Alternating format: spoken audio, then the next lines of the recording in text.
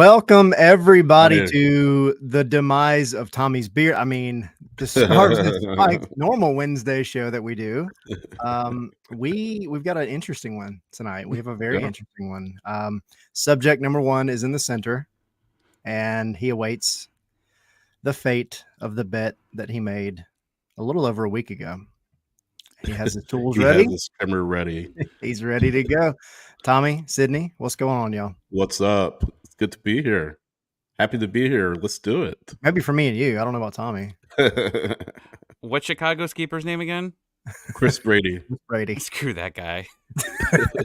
You're not a Chris Brady fan? I despise him. I absolutely despise him. I despise the team for not finishing. Everything. How do you get 0-0? A 0-0 draw in Chicago.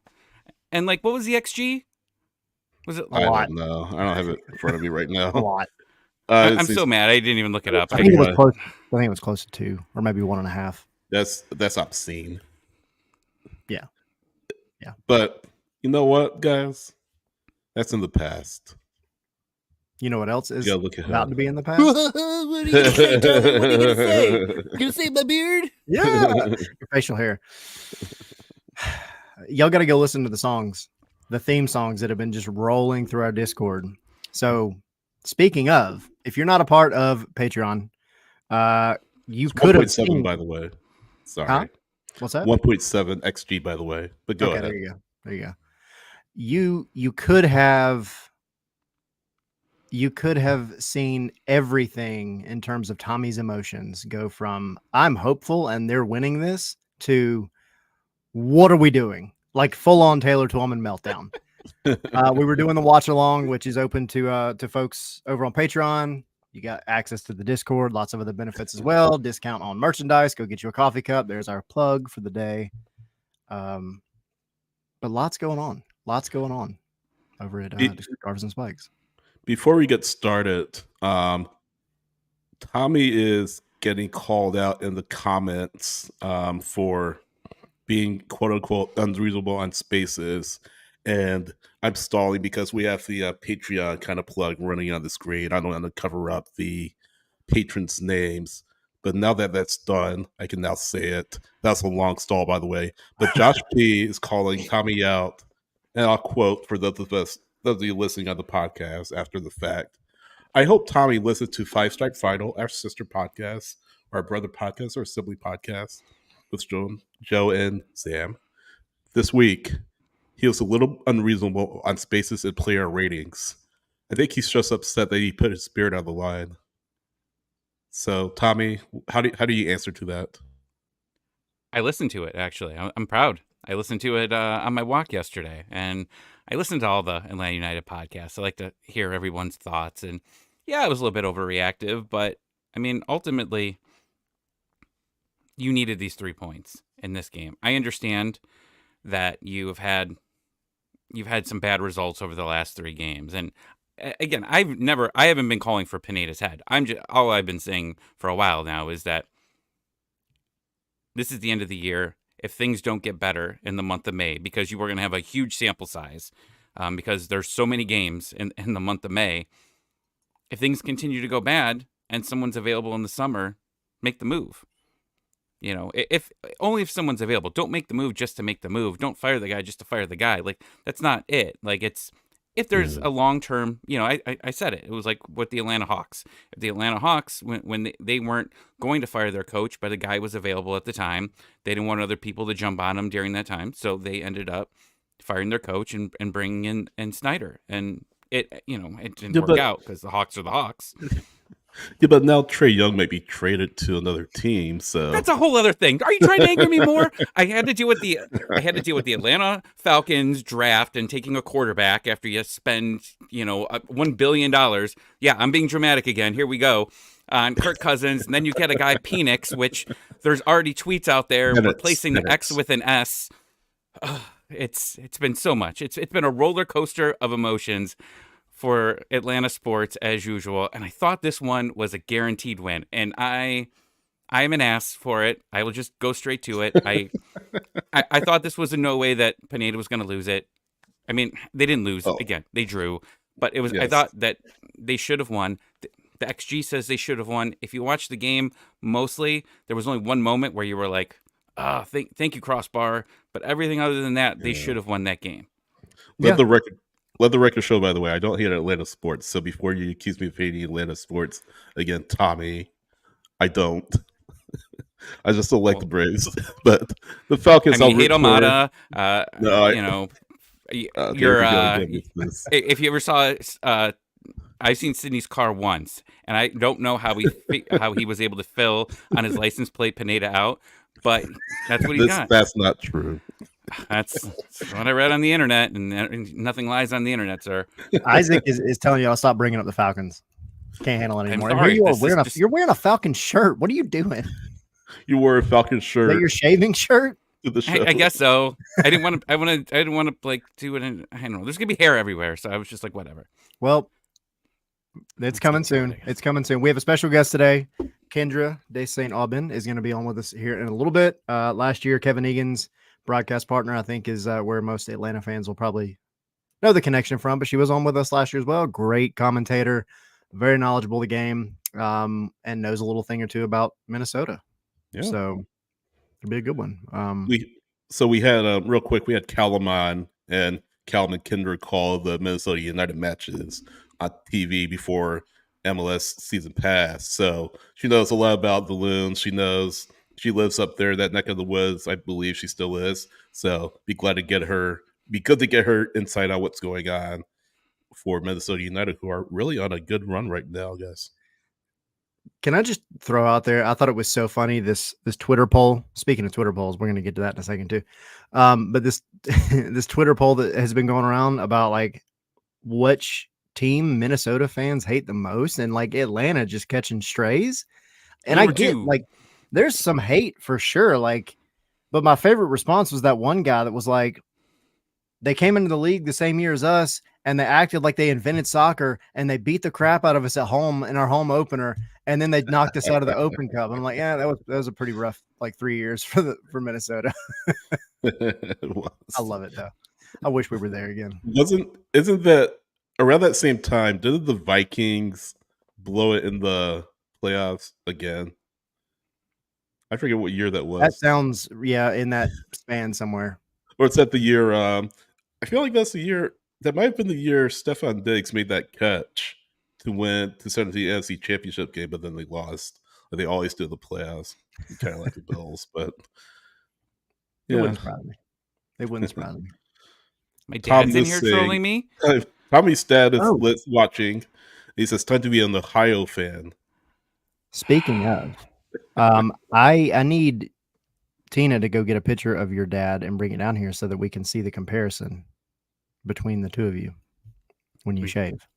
We look very similar. I'm curious. This is going to be interesting. You also look like Henry. Well, you don't know what I look like. I don't even remember what I look like without a beard. It's been that long. Like I seriously don't. I'm really nervous. And then someone's like, "Once if it doesn't grow back and it's just all gray." I would feel really bad. If I come back looking like Santa Claus next week. You see how I feel. Well, I don't have a whole gray beard, but we missed a huge opportunity with like a shaving company here for sure. Like you could have had their products up here shaving. Barbasol, baby. Hey man, any of them, any of y'all, look, we're taking quotes. Yeah. So, I'm thinking about this Minnesota match, and Tommy, I know you have a quote from I had to look up. It's from Timo Solani, your guy from the Ducks. Look at you, Hall of Famer Timo Solani. Well, I didn't know who said it. I had to Google it just to see who said it. But I'll let you get to it a little bit later on. But yeah, unfortunately, Atlanta, this run they've been on, especially at home, and we've talked about it numerous times. They can't win it. They can't win away from Mercedes-Benz Stadium, but now they've not dropped their last two at home, but now, they're starting to win at home.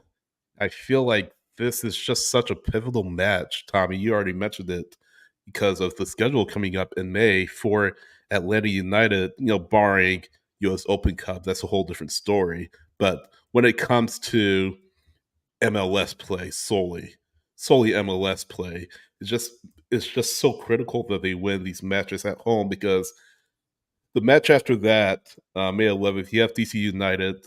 Then you have two really difficult away matches. Well, I will say difficult in the sense that Cincinnati is difficult, but then Nashville, who are down bad, as we've mentioned last year. But that's a match that always seems to have a twist and turn every single year. So that just puts the onus even more on Atlanta United to get these wins at home. Forget about what happened against Philadelphia. Forget about what happened against Cincinnati. Really put your money where your mouth is. You talk about mentality. You talk about just getting in the right mindset. This team hasn't been in that right mindset for the past few matches, it seems like. And hopefully with some pieces coming back, maybe Gregerson, is back full strength for Minnesota. Maybe you have Williams back, guys like that. So, it just puts more weight on these home matches. There's always weight on the home matches, but, it just puts even more weight on these home matches.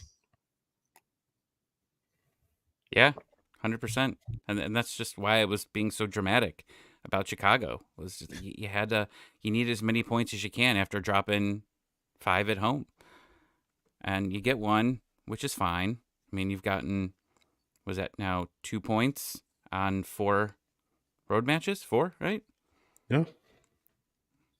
Yep. Mm-hmm. No. Well, no, you lost to yeah, you drew New York, New York City, you lost to Columbus, and then you drew Lost Chicago. to Toronto. So, yeah, lost to Toronto. So Yeah, you're right. 2 points through 5. Yes, 2 points through 4. 2 points through 4. Yeah. I can't count. Yeah, my math checks. Good job. Good math.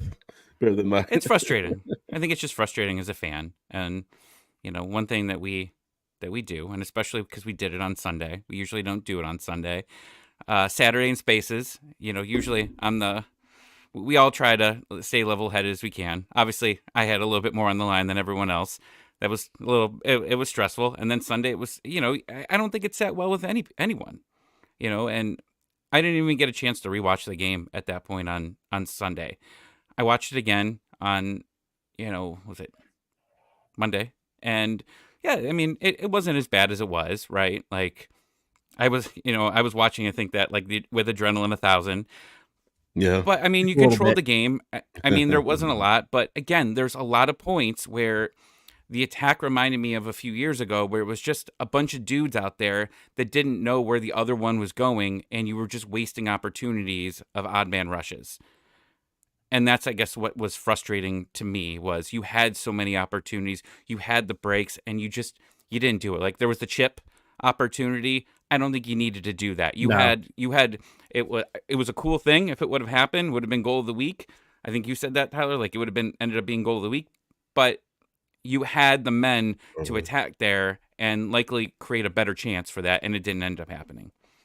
Yeah, for sure. And I think I said it on the thing Monday, but like in a bubble, this was not a bad game. It really wasn't.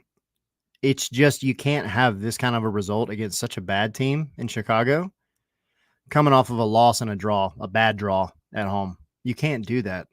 I mean, it's totally different. We're having a different conversation right now. You probably didn't bet your beard if it were, I mean, at least 4 points out of your last 2 home games, but it wasn't. It was 1. It was really, really not good. You can't do that at home. You can't do that at home. Yeah. So yeah, here we are. It's rough. I mean, but you've got to bounce back from it. And the team, everybody, coaching staff, everybody has to be able to show this comment section is off the chain. Has to be able to show that they can bounce back, and they've got to start getting results like yesterday.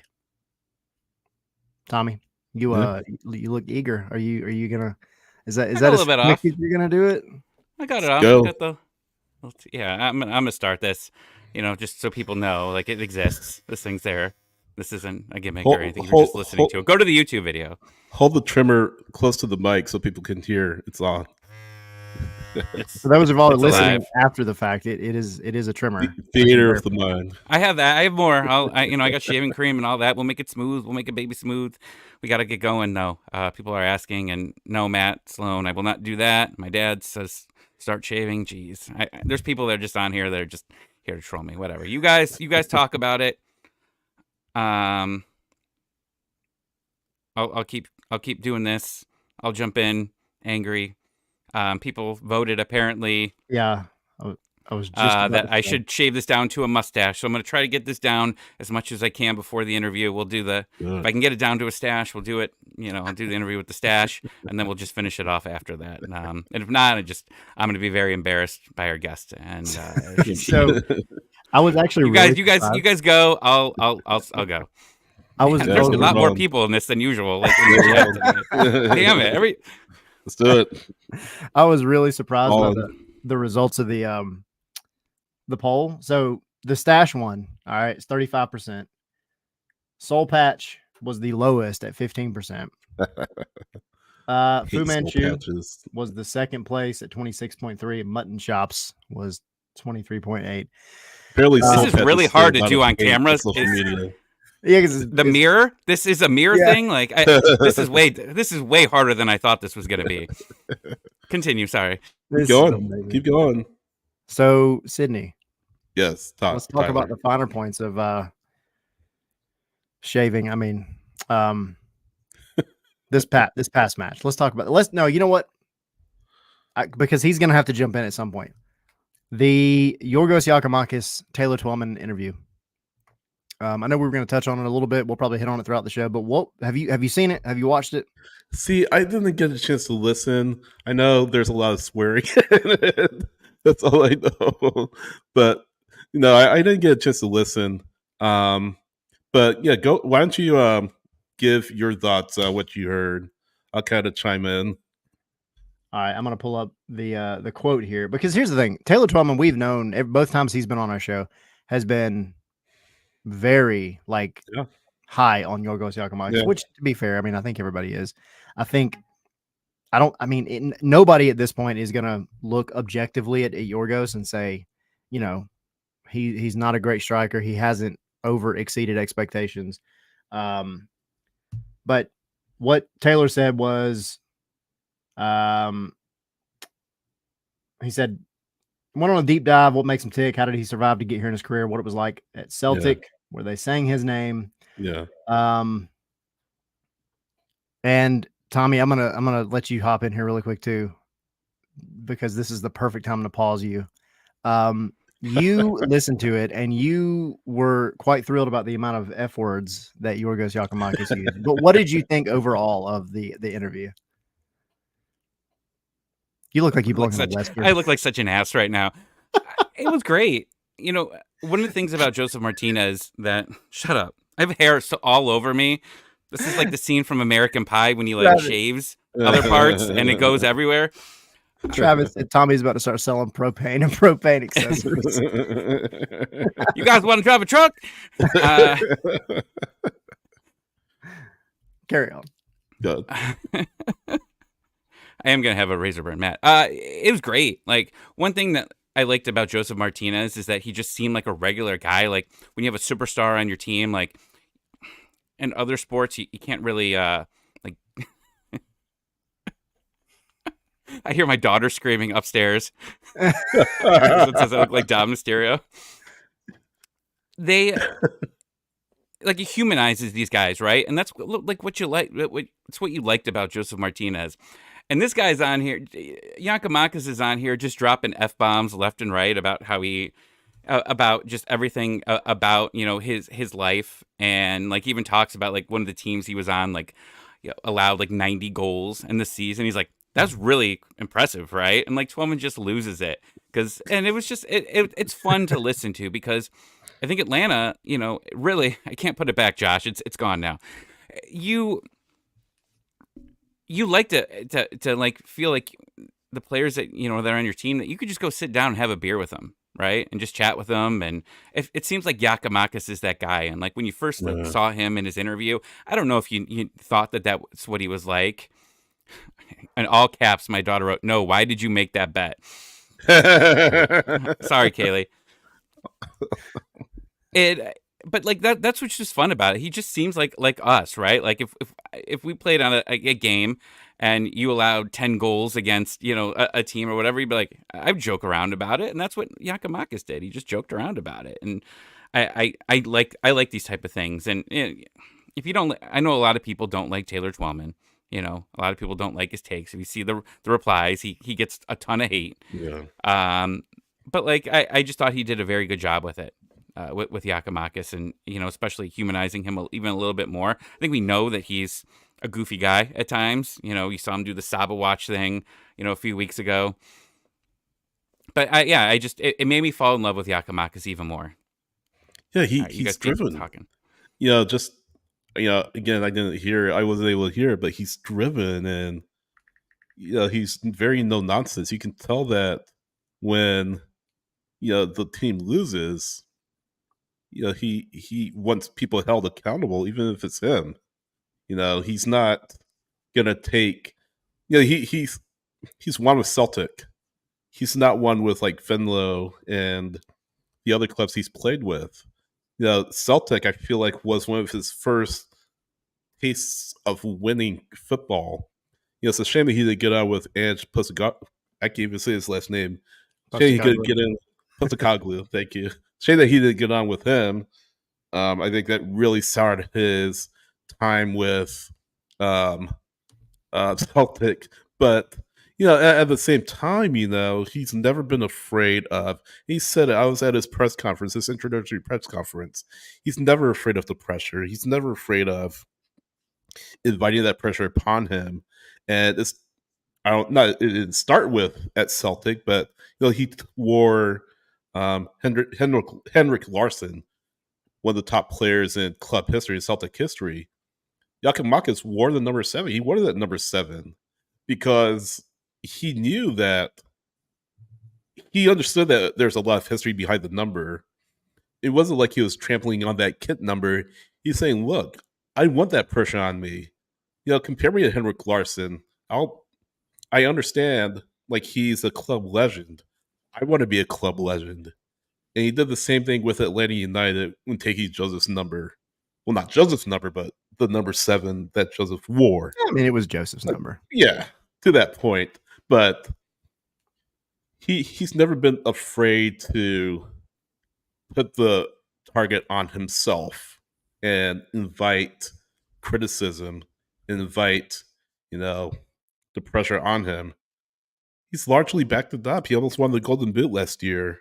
And unfortunately, he's had some injuries that have really, not really hampered his time, but have hampered his time just a little bit with Atlanta United. But he's kind of thus far proven that. And I think the next step is making sure that he can continue to back it up and prove it with this team and help this team win. I imagine he'll start against Minnesota. I imagine he'll be out with a vengeance against Minnesota, considering what this team has done over the past few matches. So, again, I'll have to go back and listen to the interview. You guys are saying it's a really good interview. And more of this from Atlanta United players, I think. More. Do you guarantee he scores a goal in this game? I'm not going to guarantee he scores a goal in this game. But I wouldn't be surprised. I wouldn't be surprised. But no, we need prime GG this season. We need prime GG this season. We really do. It sounds like he's in it for the long haul. Now, the last guy that said that, we all know what happened with him. So, Kevin said, "This is so awkward watching Tommy shave. I'm watching on the big screen on the deck, which my neighbors can see." This is gonna keep. Bring the beers over, neighbors. Bring them over. Kevin's got a watch party going. Alcohol. I just have to sit through this. My entire lap is just full of hair. We believe you. So I hate this. I hate everything about today. You gotta hurry up before the interview, though. You're almost done. Oh no! Oh, okay. I thought I saw. So I guess. Tina! Damn it, Tina! Let's see. That one's kind of hard to see. That one's a little tough. Let's see if we can zoom in on it. Oh yeah, that's definitely like a MySpace photo Yeah. for sure. That's back in the day. That's the good quality. If you But, didn't know, that was our wedding day. Well, I mean, there was a clue, but hey. Well, pretty much. But she's not wrong, man. You do look like your pops. It's as good. My parents are still watching. My mom retired yesterday. Happy retirement, Mom. Oh, happy retirement. Retirement. Tommy's mom. All You know right. who you look Get like, back on the though? big screen. I can't do this. I can't see. But no, yeah, the Yakimakis interview. I mean, first of all, great job by Taylor. But yeah, I mean, it highlighted, I think, obviously a lot of things that we already know. But it was really cool being able to hear from a variety of folks, right? Because we sing the praises week in and week out. We see what he can do. You know, he's going to fight for the Golden Boot, especially if he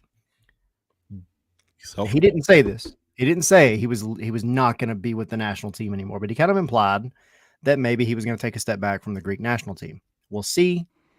Regardless, I think for him to have a few more games in him this year than he did last year with the injuries, his work rate has consistently over the past little over calendar year kept him in the highest in terms of goals scored per 90 minutes in all of MLS. So yes, there is absolutely. By the way, this is going to be one of the hardest episodes I think we ever do because it is so distracting with the comment section. So we'll chat. And our guest has just arrived, and yeah. What the? I was hoping this would be done by then, and here I am. This is why you don't bet on MLS. I hope she didn't leave. Yeah, because never mind. We'll get to that in a minute. But this is a perfect time to segue into our very special guest, Kyndra de St. Aubin. How are you? Hey guys, how are you? Hey, Kyndra, welcome back. I am so sorry. Oh no, you're good. It took me a second to realize what was happening there. Yeah. So, Tommy, do you want to tell the story? Sure. So, Atlanta United has not won many road games over the years. And I said that I thought there was no way Atlanta United would not win in Chicago. I was kind of thinking the same thing. Yes. Yes. And I said if they do not get the 3 points, that I was going to shave my beard. I have not been without this beard for a long time. My daughter's crying upstairs. My wife says, that I'm not allowed near her for quite some time. And then we had a Twitter poll, and they voted that I shave this into a mustache. I was trying to get this done before you come in, and then when you leave, I'm just going, bear. So I was hoping to get this done before. I apologize. I've never had this type of mustache, but here I am. Hey, you know what? Welcome to Scarves and Spikes. Yeah, you're turning over a new leaf. You know what I was just thinking before the whole mustache beard incident happened is, when I come on and asks me for my display name, have you guys ever had anybody type something just ridiculous in there that they wanted themselves called on the display name for this? That's never happened. Not on here. I have seen it on another podcast that I help out with, but I've not seen it on. Not yet, huh? Hey, feel free. I had that happen in a Zoom meeting once. Happened. Someone put Dungeon Master. They must have been using their Zoom over the weekend, and they came in as Dungeon Master and this meeting with all these executives, and we're like, "Hey, change your name, buddy."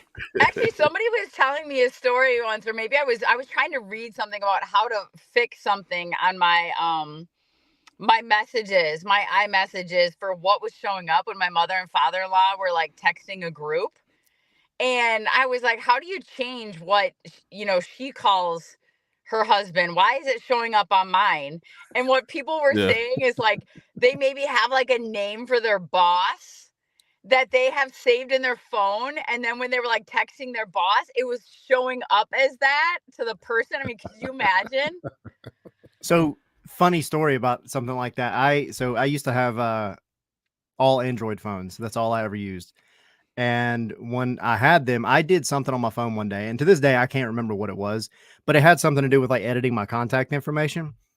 And as I would start texting new people, my name, I joked around with somebody one day, and I said that my name was like, it was Jack Bauer from like the show 24. Yes. And for like 2 years after that, nobody told me that when I texted somebody new, it was coming through as Jack Bauer. And they were like, who is this guy? Oh, that's awesome. Well, you know Michael Boxall from Minnesota United. I did a podcast with him recently, and his kids are the cutest, Max and Bo. Max is the little girl. She's older, and she's been like a legend around Minnesota United since he joined. But he said his son Bo now has a Batman costume that he wears everywhere, and he won't take it off. But the best part is that he will only answer to Batman. Like, you have to actually call him Batman to get a response from him. That's So like, funny. it's stuff like that you know, those are the, I guess, the reason why we do what we do. I suppose we should probably talk soccer. I'm actually at my daughter's soccer practice right now. That's why I'm sitting in the car. Nice. So. Nice. We definitely don't want to keep you. Oh, no, you're fine. I just wanted to let people know, like, why am I sitting in the car? It's a little brisk outside in Minnesota, so I'm in the car, and it's really like that windy here. up here. It's like 85 degrees. I can't. outside. Yeah, I'm Yeah. excited to get there and feel a little warm when I get off. Yeah. Well, so first of all, I feel like this episode, this segment is starting off probably the most interesting out of everyone we've ever done. Don't feel bad about where you're at all. We had Kaylin Kyle on a few weeks ago, and she did this actually from the hair salon, which was Did amazing. she have like foils in her hair? Oh yeah, the whole 9 yards. I Like, she love was it. getting extensions done at the time. It was. Oh, I it love was it. Someone I was love working on her. It was great. Oh yeah. I just got my extensions taken out yesterday. So, you know, the ththings we have to do as ladies, you know. Yeah. Mhm. There you go. I'm a hat person most of the time, as I can see you guys are as well. Right. Yes, very much so. Mhm. All right. We were all beard people too. Yeah. That I am not, thankfully. According to Henry, you're the Dollar Tree Tom Bogert. Great. Awesome. Let's talk about soccer already. Quick. She's got soccer practice. Let's ask questions. All right, Kyndra, you just to get us started, to I think take a step back from all the hair jokes. MLS this season so far, how has it played off in your opinion? Just what surprised you? What stood out to you? What's kind of disappointed you with certain teams? What's going on in your head? Honestly, it's hard to be disappointed because I don't have a horse in the race, right? So I just I love the craziness, chaotic nature of it. I love that, like, Seattle's been terrible. You know, I know they got a win on the road last night at Philadelphia, which Philadelphia almost came back and found a way to tie that game up. I love that there's an unexpected nature, sort of, to me, from LA Galaxy, because I know they added some fantastic pieces, but you just never know how it's going to play out, and they've been bad for so long. Um, I enjoy that Miami. It feels like they've struggled, yet here they are sitting at the top, and you know, Messi's been out some time, and you know, everyone thought that Suarez was going to be in pain and hobbling around, and yet he works his tail off, and he finds a way to get goals. So New England Revolution, I didn't expect that, honestly. Um, with Caleb Porter and just with the talent that they do have on that roster. But I think what it shows you with any team is, regardless of how much talent you have, if there's not a cohesive nature to that group, it's not going to matter. You know, and that goes back to, like, you know, the $10 million strikers or whatever. It doesn't matter. Like, if there's not a cohesive nature and a belief in that group, and it sounds sometimes cliche, but if that's not there, like, you're going to struggle. And I don't know. So nothing that's like crazy, but that's why we love this league. And I know that's also super cliche, because we all say that, this built-in manufactured parity. And I know Gonzalo said it in his pregame before Chicago, like, there is no easy game. And I don't think coaches say that because they're covering their butt in case they don't get a result. It's true. Like, you legitimately don't know. They got smoked by RSL the weekend before Chicago. Yeah. And so then Atlanta goes in there with all that talent, and you're thinking, oh, this has got to be 3 points on the road, you know? And it's not. Yeah, I know. Hence the loss of the beard, and we go to the stash. So I just think that's why I love this league, and that's why I enjoy covering all the teams that I get to cover now, is because every week it's kind of a crapshoot, you know? So, yeah, so you're talking about the belief in the team and just having that all throughout the roster. It seems like this Minnesota team certainly has that belief. Of course, Eric Ramsey coming over from Man United, the replacement for Adrian Heath. It doesn't seem like it, but because there are multiple interim head coaches after he was sacked or after he left the club, but Eric Ramsey comes in. It looks like this club really hasn't lost a beat. So how have they been able to keep things rolling since Eric Ramsey has come along? And I'm probably like everybody else. I'm sitting in Minnesota going, how in the world did this happen? How do you, and I didn't have an issue with them necessarily relieving Adrian Heath with a couple games to go. I kind of feel like once a club gets to a point where they're like, this is just time, it's time. It doesn't bother me that it's, there's a couple games left in the season. I think when it's time to make the change, you just got to make the change. And so that didn't bother me. But then as the game was going on, the off season was going on, and then it was waiting for the chief soccer officer, and then it was all of a sudden you're like, okay, well, why would you hire a chief soccer officer that's not going to get here till January, and then he's got to hire a head coach? Like, what's happening? I can't imagine you thought this was going to be the way it was going to go. And sure enough, I think, me as a doubter in that moment has been proven wrong, that they really had their what together. They knew what they were doing. And I think the point is that they weren't going to rush into it. They were going to make the right decision rather than the quick decision. And that came with Khaled, and that came with Eric Ramsey, is making sure you get it right, because this is the long haul. And people in sports don't like, you know, they don't have patience. They don't have patience for results. They don't have patience for choices, decisions. Everybody wants it now. But I think Minnesota United was very thoughtful in how they were going to go about this and get it right, rather than making the quick decision. And I think so far it's proven that way. Yes, it's still early, but I think, and they've had so much trust in Cameron Knowles. I think that they had so much trust and belief in this coaching staff that was here and that was taking over during this time, the interim for the interim, that they felt comfortable in kind of managing that and just waiting for the right choice and the right decision and have a thoughtful process behind it. And they haven't missed a beat. And I can see it. I was at training today. They haven't missed a beat. Yeah, and just to follow up on that, you've done a number of Minnesota matches this season. What do you make of Eric Ramsey and your conversations with him in match preparation? Just how he carries himself, how he approaches the team, approaches the roster. What is your thought process around how he carries himself in his first permanent management position? Yeah, I think that's the other lucky thing about the job we have now, is being able to talk to every coach in the league, and really getting a deep dive and an inside scoop and a feeling for these coaches. And I think what I can appreciate about him is that he wants to surround himself with people that are smarter than him in the areas that he knows are not his strong points. A huge piece that was hiring Dennis Lawrence, and having him come in. He had been a head coach. He had been a high level assistant. He's open to ideas and opinions. He wants that. He was getting it from Cameron Knowles. He kept him on staff. I think he sees a tremendous value in there. So he has no ego. People can throw around Manchester United. I think he's the last one to mention it. He's not going to come in and be like, well, do you know where I came from? Do you know the game I was just coaching last week? He was coaching the Manchester Derby. It was his last game before he came to Minnesota. So I think that there is a humble nature about it. He's open to ideas. He wants to surround himself with good people. He takes in information from players. He doesn't really pay attention to age, and that's not just because he's younger than some of the players.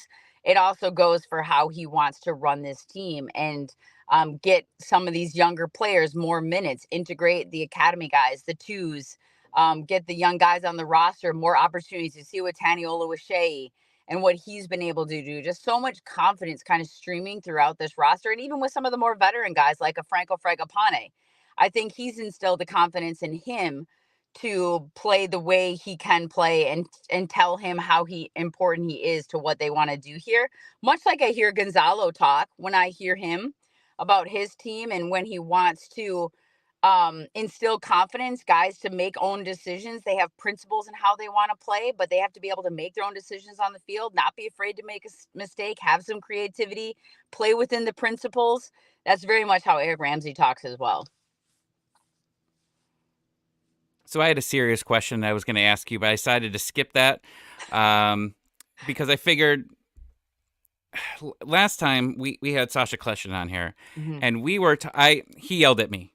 He told me I was wrong about something, and it just hit me that we're talking about Minnesota, and since we now look alike in many ways, I figured I'd ask you this question: are the Minnesota kits this season the best kits out there?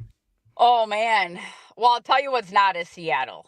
I was watching that game last night with my husband, and I'm like, what is happening here? Like, what? I feel like this is like something you see, in youth soccer, like for fun, or maybe like the Kansas City Wizards back in the day. But no, I have to say I love the Starry Night kit, and I mean I'll be the first to say I haven't loved every one of their kits that they've had. But the Starry Night kit, they did it right. And it's, just like every one of these kits, if you get one in person and you see it, you can see like the quality of what the details are. Like it says Latois du Nord, stitched on the waistband. It has all the intricacies, the little things that make it special. Hold on one second. My daughter's about to jump in the car. I got to tell Okay. her not. I'm going to, hey, hold on one second. I'm still doing this interview. Can you stay outside? Renee's over there. Okay. She can say howdy. It's not gonna bother us at all. Oh no, I was like, well, my sister-in-law is actually here because my nephew must be playing in a game next. So anyway, so I was like, go find her over there. My sister-in-law has 6 kids, so she's always got somebody playing. But I love the Starry Night kit because it's got like the flow of the river, the details, like everybody that I know, I'm like, you got to go and get the Starry Night kit. It's pretty spot on. What I have to ask you guys, what excites you the most about this matchup on the weekend? The team returning to health. I think a lot of it is for us. I mean, you've got players. It's not bad, but you've had this team basically drop down to their 4th and 5th string center backs, and their defense has been way better than it has been in the past couple of years. So that's nice to see. But I think just getting back in the bins, like the team didn't do great in the past 2 matches they were there, and they need to get back there and just have a reset. So I'm excited that this might be that opportunity. And it's the first time they played in a long time. Do you think it makes it more challenging for a coach when you have a player like Giacomakis who comes out and says like, oh, he needs to step up and be more firm, or he needs to hold people more accountable? And I know Giacomakis responds to that, and he likes that, and he's a very intense guy. But do you think it makes it harder for a coach, or do you think that's needed? Like, how does that viewed in Atlanta? Yeah, I know Giacomakis loves Pineda. He's mentioned it numerous times. He respects Pineda. So I think he knows that when he says that, it's coming from a good... When Giacomakis says something like that, Pineda knows it's coming from a good place rather than a player who's disgruntled. Sure. Maybe like Joseph Martinez sort of led a portion of his tenure with Atlanta United. I think Giacomakis understands, there's a level of respect between player and coach and vice versa. I think he values that with Pineda, especially with Celtic. With his previous manager there, they didn't get on at all. So I think he respects the position and respects the relationship he has with Pineda. He's mentioned it numerous times. Yeah. And I also think too, like, I think from a managerial standpoint, if one of your players, especially one with the pedigree of Giacomakis, comes out and basically gives you a free pass to be a little harder on the team, because it's a tight line, right? I mean, as a leader, it's a tight line. And Pineda said it too. He doesn't want to be a dictator. But I think he's essentially admitted that maybe he needs to be a little more firm. And I think most of the fan base agrees with that. But when you have Giacomakis come out and basically say like, yeah, it would be kind of nice, like, there's all you need to know. Like, go out and do it, and maybe you can get that extra little bit out of the team that you're missing, because you're not getting 100% with the talent that's on this team at this point. Well, and I loved what he said when he was talking about, look, Thiago Almada, like, there's no one in the whole state of Atlanta that can do what he can do. Yep. So what am I supposed to criticize, like a bad pass? And I'm like, oh crap, now I can't criticize a bad pass if Thiago's on the field on Saturday. But like, also at the same time, that's why you have a coach, right? Is not to criticize, but to be able to pick out and point out to what makes it all go together, And I think that's the trick. Is like, you all have who's like telling Messi what to do? Nobody. But like, you have to have someone that can coach him in a style, in a tactical way, in the principles you want to play. How do we make this better as a unit? Even though each individual you can't. I mean, you're not going to be all over them because they're the best at what they do in their position. That's why you have them on the field. But that's also why you have a coach, is to be able to recognize certain things and point things out and get the best out of this team. I hope that we see the Atlanta United that, I mean, when Kevin and Egan and I did. I think we lost her. Yep, maybe.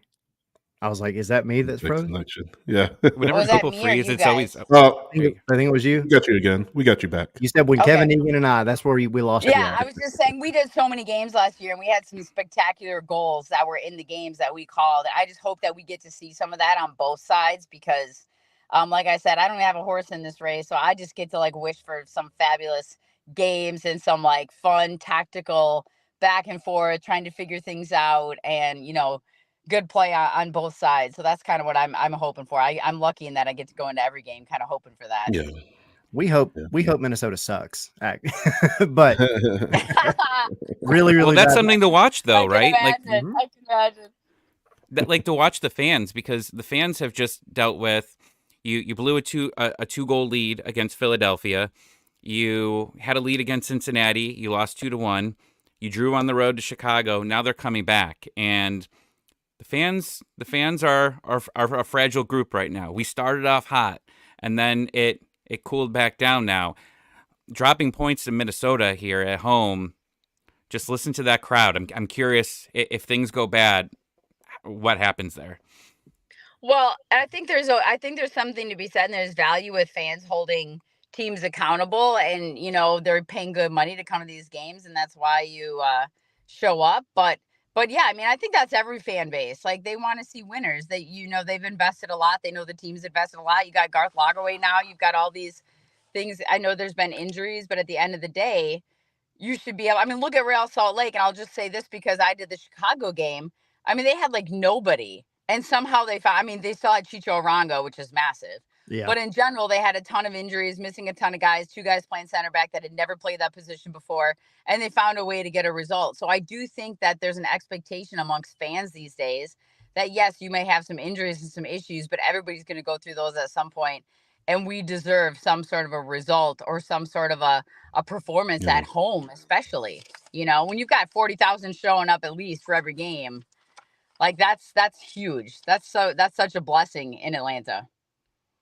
Indeed. 100%. And it could be a curse if they're booing. Yeah. That is true. I mean, or it might wake them up. You never know. You never know what the motivation. That's true. You never know.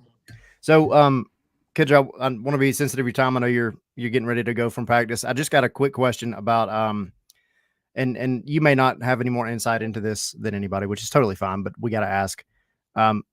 Emmanuel Reynoso, what in the world? What is going on with that whole situation? I don't have any more insight than what's been publicly made about him missing his green card appointments and missing his flights back to Minnesota. I mean, all I can say from like a Minnesota perspective, just having witnessed it now for 2 seasons, is like you feel for the guy to a certain point, because you just never know what is going on in people's lives. But the second I found out that he was going back for his green card appointment during that international break, I was like, what are the odds that he comes back?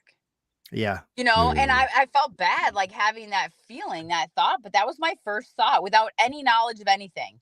I found out he was going back for his green card, and I'm like, I just don't know that maybe he's not strong enough when he goes back home to separate himself from whatever, whoever he connects with back there, or if it's family, or I don't know.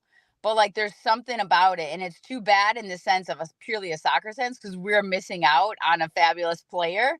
And then you just hope that that he is okay and like not in bad situations or bad circumstances. But I think the team is doing the right thing. Like, you have to just move on mentally. The players, the coaching staff, like, you just have to move on because they've done just fine without him. And you can't keep like thinking, hoping, wishing he's going to be here. You got to play with the guys that are here and that want to be there. So I don't know. It's tough. And he was so fun to watch, but it's like, it gets to a point where you're like, what are you going to do? You got to move on. Yeah, just think about real quick Michael Boxall's quote. He says, "It seems like he doesn't really care about us," and you think the players would have heard at least something about his whereabouts or something like that. It doesn't sound like that's the case. So, just hopefully he's in a good shape. He's in a good place. Yep. And maybe, I don't know, who knows? Maybe he just doesn't want to play soccer. I mean, it's hard to imagine, right? Because we all live, breathe, and eat it. But maybe Yeah. that's the case. I don't know. Maybe it's just not that important to him at the end of the day, but that's all he knew his whole life. Yeah. You know? Yeah. So, Atlanta had one of those, not to the degree of like Reynoso with being like just MIA, but Lisandro Lopez was a player that was here for a very short time. And then he just he wanted to go back home. He wanted to be closer to his dad. His dad had health issues. And I mean, you understand that these are people and it's sometimes easy to forget that. Yep, I agree. We just have to remember that they're people at the end of the day, and you just never know what everybody has going on, and you try to be respectful of that, you know? Exactly. 100%. Well, Kyndra, we appreciate it. We appreciate you hopping on with us. I appreciate you guys having me. I'm looking forward to the finished product here. Maybe I'll see it in person on Saturday. I don't know if you're at the game or not. But No. He's not going to show up anywhere in public for the next like month. But my wife won't let me out. Sydney and I will definitely be there. We'll definitely see you. We'll be there. And yeah, hopefully it'll be a fun one for y'all to call. Yep. I hope so too. I'll be by the soft serve ice cream. There you go. So everyone says. Pray that it's Thanks, working. guys. Appreciate it. Have a good one. Kyndra. Thank you. Thanks again. See you soon. Yeah. All right, bye guys. Thanks. Take care. Bye. Thanks.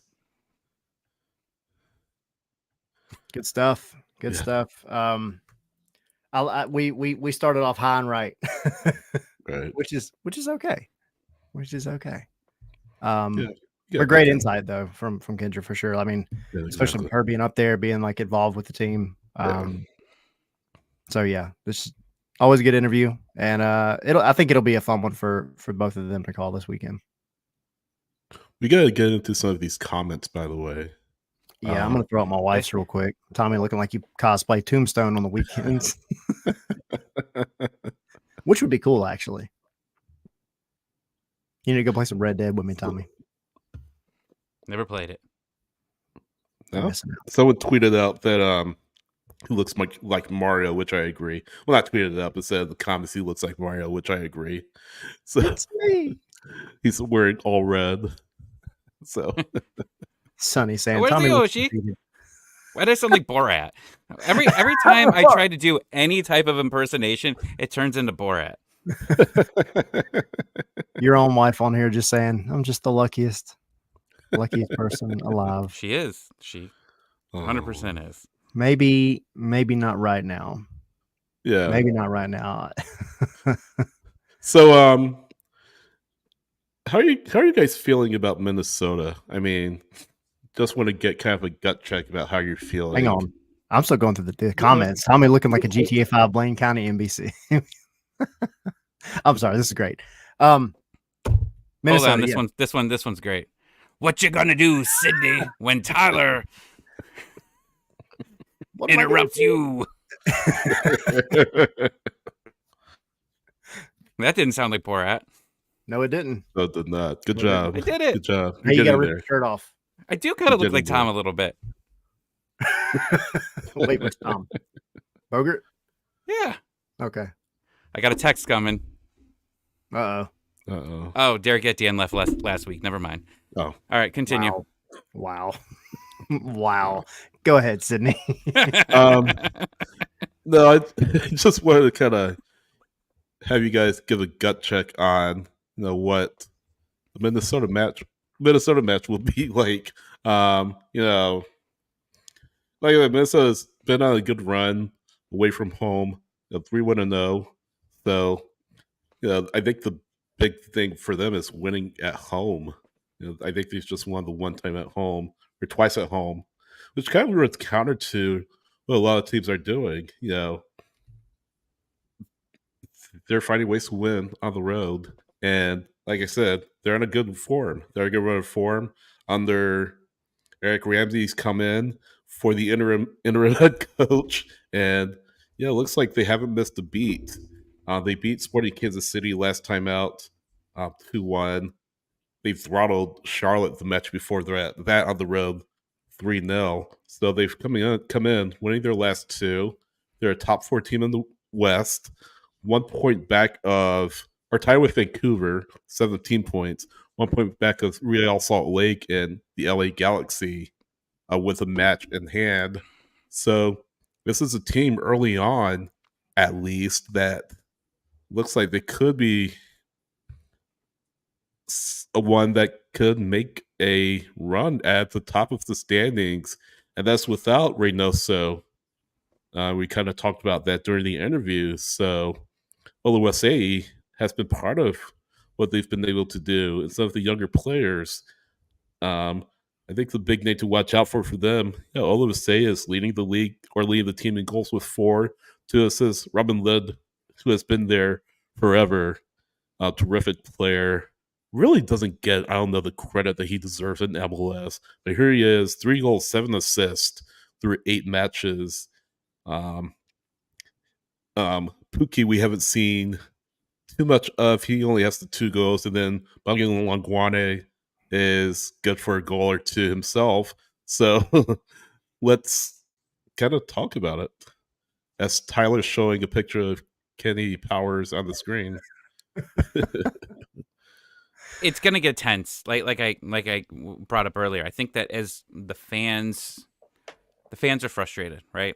Like we could say that we're being, that we were overreacting, on spaces, or people are overreacting there. It's human emotion to get upset when your team loses, when you think that they should win. Everything's there, right? You've been set up that this is a better roster, that we should be doing a lot better, and the fans have dealt with 2 home losses in a row, and then they watch that game, and sorry, it just wasn't fun to watch. Like, that was probably the least fun game. It felt like 2020, like those games where it was just like you were sitting there watching it and going, all right, like, is this over? Is this almost over yet? Like, it was just hard to watch. And I think you need to get the fans back into it, because it could get tense. And you've seen it get tense over there. I mean, you lost a home opener against Cincinnati with Frank DeBoer, and they were booing him out. Like, that was his second game as a coach. And you've had a long run with Pineda here. And right now for Atlanta United, they just gotta go out, and they've got to perform here. We say it all the time. You got to win at home. You got to win at home. That's what this team's going to need to do. This week, this month, right? This month. I mean, you have three home games in a row. You're back at it on Tuesday. That's also, I don't think that they do load management for Tuesday. I assume they're going to be playing some younger players there, a little bit of mixture, because they can't lose the Open Cup game. But you got to get the fans. You got to get the fans back into it, and I'm curious what the fans will be like in that game. Are they gonna be tense? Are they gonna be, not excited, just more worried about what's going to happen in this game here? And that's what I'm going to listen for as a person on TV.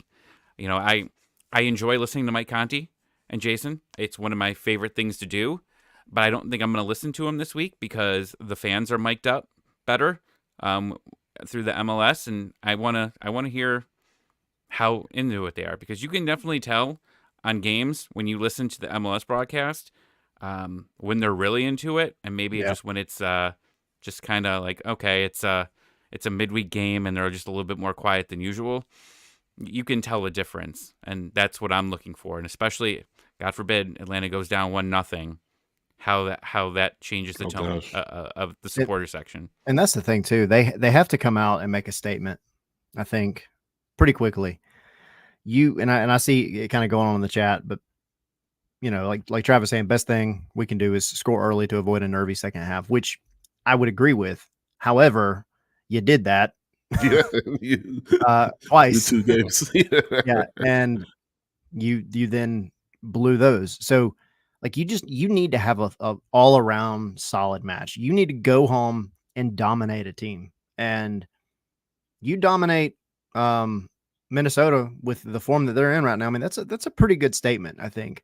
But that it has to be the beginning of some positive performance for this team, not just for the fans' sake, but for the freaking team's sake too. Like, this kind of run, man, it can take the wind out of your sails immensely. So they have to make a statement. I think that's my biggest, I guess, point of this weekend is come out and make a statement. Be strong in every aspect of the ball. Let me ask you guys this. If Atlanta lose to Minnesota, does Gonzalo Pineda get fired? No, You don't think so? no. Whoever just called me dramatic earlier in the day, earlier on this show, you better yell at Stu right now. Yell at him. Who is this person on our podcast? Hi, I'm Tim. No, I don't think so. You don't fire him unless you have a guy that you know that's coming in, I think, at that point, or it's just absolutely gone bad. You've lost the locker room, and you see those videos that they have in the locker room, and I mean, you guys are in the locker room at post games. Like, I think you could feel it more than me or anyone that's watching it. Like, do you feel that do you get that sense at all? Well, let me rephrase the question though. If they get blown out against Minnesota at home, like if it's like a 3-0 or something like that, 3-1, are we talking about a new coach for the U.S. Open Cup match? One second. Emilio brings up the Austin game in July. Yeah, That was a rough one. Yeah, I think we were on, that was 4th of July weekend, and I remember we did Spaces. That was the longest Spaces we ever did. I went to 3 different parties, and it was still going on. And I hopped on. I walked out of 3 different 4th of July parties while Tyler was still running it. The fan base was in shambles after that game. I mean, that was a bad. Was it 2022? It was. Okay. It was. I thought it it. was a I rough thought one it. too. Yeah. Yeah, it was our first year together. That was right. Yep. But no, I don't think that I still think if you get blown out, you're not firing the guy. Not there. Not now. You need to win the Open Cup game. I understand what's going on. You need to win that Open Cup game. Yeah, without a doubt. But I mean, you need to win this match too against Minnesota. I can hear the screams of your beard's anguish from last week saying we need to win this game. And yet here we are. You look like a naked mole rat on our show. What was the shrieks of the defeated? Was that the Atlanta United slogan for that one year? And then all we did was get defeated? Yeah. I don't know. I don't think he's gone. Definitely not going to do him any favors though, for sure. And at the end of the day, unless something goes catastrophically wrong with the rest of the season, I just don't see them making any serious move before the winter. I don't know, man. It's just you can't let this season be a bust, though. You can't. Tommy, this is a strange. It's so funny. Strange visual that we've got going on right here. Oh, Emilio, he put the left wing collective has been the problem. And Sydney, to back you up, I was wondering where that was going, but I think he just meant Tyler Wolff, Mascara, Silva, not politics. Emilio, not politics. When I read it too, I was like, "What's going on?" But no, he literally means the left wing collective of our 3 wingers. I'm just messing with you, Emilio. Dying laughing. I didn't even like Tyler Wolff. I didn't like that decision to begin. I thought Mascara should have played. That's my opinion. But if we go back to well, you're hoping Silva's ready, right? That's like your goal is that you hope Silva's ready. But I don't know. I don't think Tyler Wolff did enough to earn another start. Well, you gotta hope Shande Silva comes back.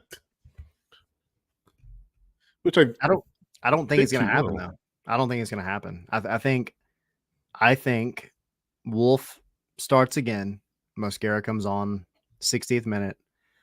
One of the conversations I had with Jason Longshore at the live show that we did this past weekend was that actually the first half from Tyler Wolff I felt like wasn't bad. he is the only one that hit the back of the net, and that offside call could Yeah. have gone either way.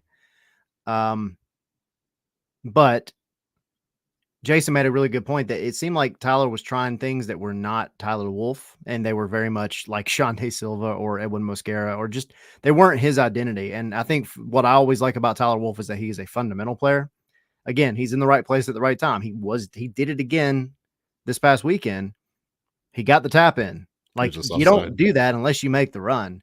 It was arguably offside by Giakoumakis in the buildup. Whatever. It is what it is. I just still think that Edwin is just going to be more effective coming on that 60th minute, because you don't have an Agreed. alternative. Like, I don't think Tyler Wolff is going to be as effective coming on in the 60th minute. And that's really your option. What are you talking about? What did Tyler Wolff do all last year? He came in late and he found the tippy tappers right into the net. This season, though. Edwin has. That's I what understand this season, but last year that's what Tyler Wolff did. Your argument is that that I understand they're both good for that. I think they both did it last year. They both came in as subs. So I don't think it matters. I understand one's faster, running against tired legs and all that. I do it in FIFA all the time. But I mean, Tyler Wolff did that last year. He came in late and was able to get into the right spot and score the goals. So I don't buy that.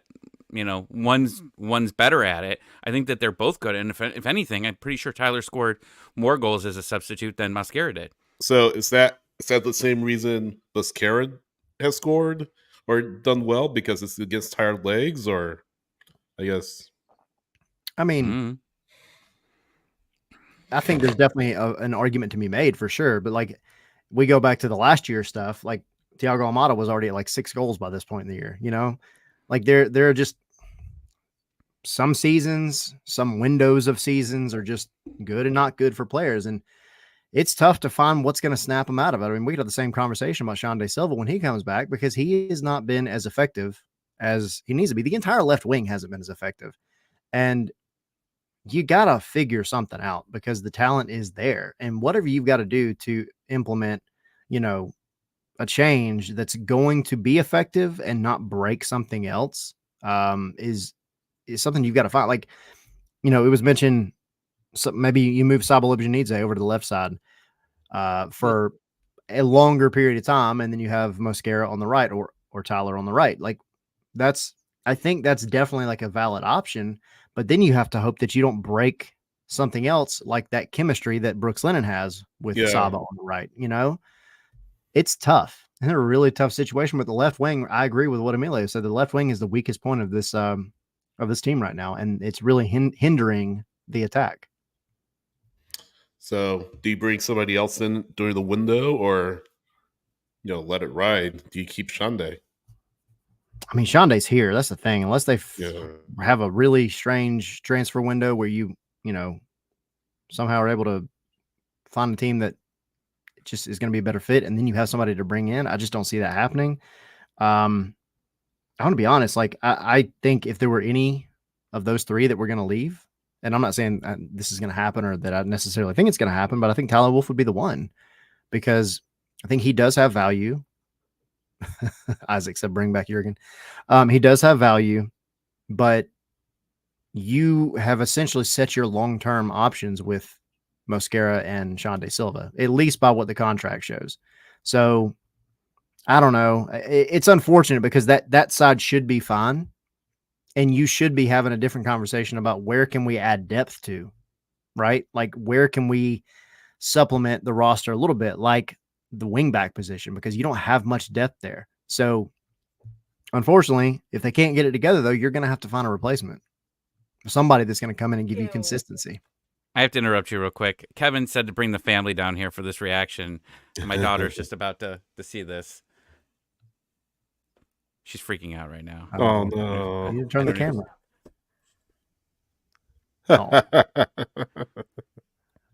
Hi. Blame everybody. I really don't like it. She's crying. Thanks, Pineda. So scary. Thanks, Almada, for hitting the post. Saba not scoring. Scary. Scary's not. He's not my That's not my dad. You just need to go get like a printout and glue it to your face for the for the rest of the next 2 weeks. Who even are you? You're not Tommy. That's not. She said that's not my dad. Omar said Tommy's kid's about to get Pineda fired. That's not I tweeted Pineda right before the game and said, please. What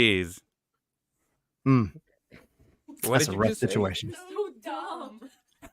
Did she say you look dumb? Do that. She said, you're so dumb. Why would you do this? Well, that's a question we're all asking. That's you're gonna hear that a whole lot more, Tommy. Oh, I guess All I'm not a right. dad anymore. I'm down to child. You're done. You're We love you, retired. Tommy. I'm retired, apparently. Wow. Just that quick. Just that quick. Yep. Oh, this Oh, one doesn't look, even probably know there's what where to all do. your hair went to. Tommy's This one will dog still love me. loves him at least. Yeah. Yeah. No matter what. What are you guys me. feeling? With 2-1? Last time that these two teams met was a very, very good day. There was lots of Champagne Supernova that was played. Lots of Yep. Wonderwall that was played.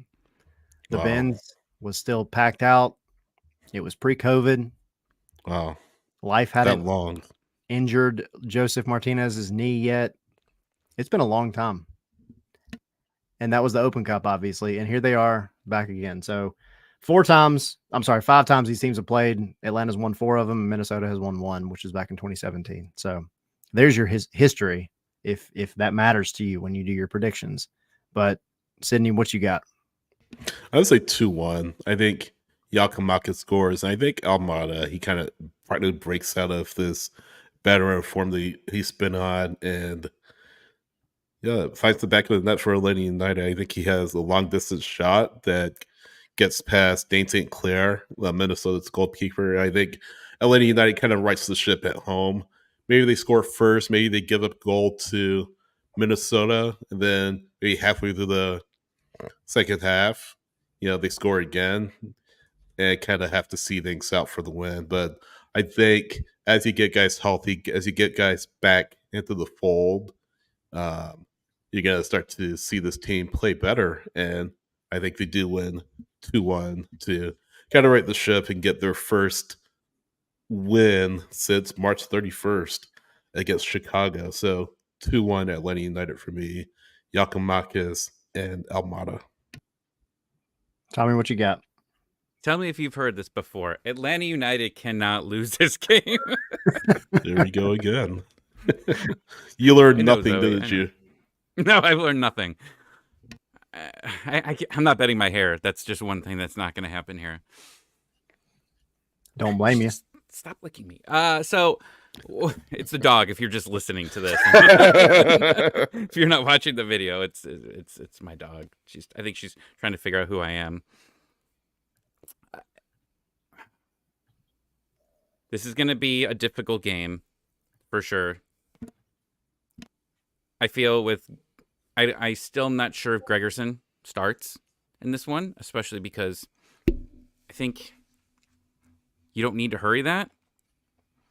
If you don't need to, I think you've shown that you have a lot of depth and you're really not losing a beat mostly, right? Maybe a little bit in distribution, but other than that, I don't think you're losing a beat defensively here. Still worried about the left because I don't know if they hurry Silva here.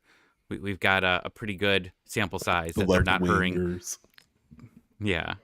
I don't think we've got a good sample size that Pineda doesn't want to hurry things here, right? I think Atlanta United wins 3-1 with Yakimakis scoring 2 of them. Okay. I like that. Jack 3-0 to Atlanta. Derek 3-1. Agreeing with Tommy to Atlanta. D-Dot asking how many guys we're losing for the Olympics and other international duty this summer. A lot. Everyone. We'll give you the article. It's over on scarvesandspikes.com, but there's quite a few. Kevin 2-0. Why is my mouse not working? There we go. Kevin 2-0 ATL. Edgar 4-1 Atlanta. Travis, 4-0. Yakamakis, Almada, and Muyamba. And then Bruno, 2-1 Atlanta. For me, so here's the deal. I'm a big believer in like setting things right in the world. And the last time that Atlanta won a trophy was against this team in the Open Cup. They're about to play this team again and then go play in the Open Cup. I feel like if there is any magic moment for this team to reset the universe and get back to winning ways, it is this match. They're going to win 2-0. It's going to be an Almada banger and a Yakamakis banger. Both from open play. Obviously, keep the clean sheet. But I think this is what sets everything right. Fans are going to be into it. Yeah. Mark, 3-1 Atlanta. Omar, what are you doing? 2-1 to Minnesota. Yeah. Bruno asking, did we talk about Cobb missing? We have not. I'm going to try to find out a little bit more about Cobb tomorrow at the training ground, but hopefully it is nothing serious, hopefully for his sake. I mean, you always get worried when you start having head issues and migraines and things like that. Yeah. That's not necessarily what there was no, at least that we know of, correlation between the migraine and then him being out this last match. I think it was just two separate things. I don't know, but we'll find out and let you know, Bruno. Edgar, our good friend out in LA, Galaxy supporter and podcast, 2-2 draw, which is fair. I mean, he's the most unbiased person here right now. And then Isaac saying 1-0 Atlanta. So. And then Samuel saying if it's 4-0 at Minnesota, will Tommy shave his head? Go away, Sam. Go away. 5-Stripe Dog saying, I lost some faith, 1-1 draw. Which is, again, I mean, none of these are outlandish or unfair at this point, if we're being honest. Like, I could see a 4-0 because I could see the team coming out that pissed off in front of their home fans and doing what they do. But I could also see things going really bad because the mindset just hasn't been there. It's really hard to predict this match. The chances are there. Oh, Yeah. and real quick, because I got the line. We didn't get to say the yeah. catch-up line here. Right? Did I not say that? Or did I miss it? Go ahead. Yeah, you never did it. So I've been thinking about it, and actually it was when I was listening to 5-Stripe Final. You know, they were talking about, the chances are there. They're just not going in. And we talked about that a lot. But, one of my favorite hockey players, when they were not scoring a lot of goals, he made a comment, and it's always stuck with me throughout the time. And he said, now you how you can't get ketchup out of a bottle and you keep beating on it, and nothing comes out. Then all of a sudden, here it comes, splat. That's how it is with goal scorers. You have to be patient. As long as you keep getting your chances, you'll feel it. You'll feel like it's going to happen. And that does happen. And that's something about this Atlanta United team that we've learned throughout time, is that sometimes when it's real bad and they don't start scoring for quite a few games, all of a sudden they put up a 5 spot on a team. I wouldn't be surprised at some time during this 3-game homestand they put up 5, because the chances are there. I mean, we said it against the Philadelphia Union. Yeah, you blew a 2-goal lead, but you had 3 very high scoring chances that you couldn't put away. Yeah. In the last 5 minutes of the game. Yeah. Yeah, 100%. This is good as time as any to kind of break out of it and break out of this kind of slump. So let's hope that Saturday it happens. Agreed. All right. Go to patreon.com/scarves and spikes. Help support us. Help support the website, the show, everything. Go to scarvesandspikes.com. Get you a mug, something, a beer glass, a variety of merch. It all helps support us. We got a lot going on, but the most important is Saturday. So they need to get back to the win column.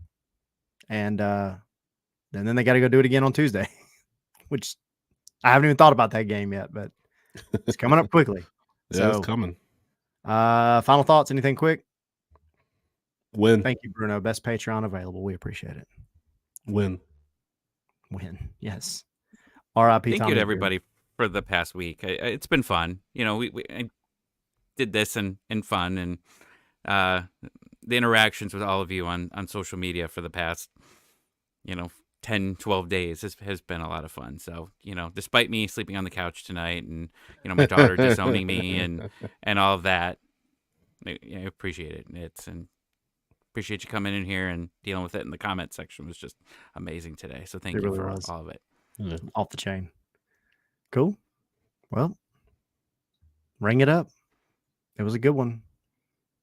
Say hello to our new co-host, Thomas Reginald.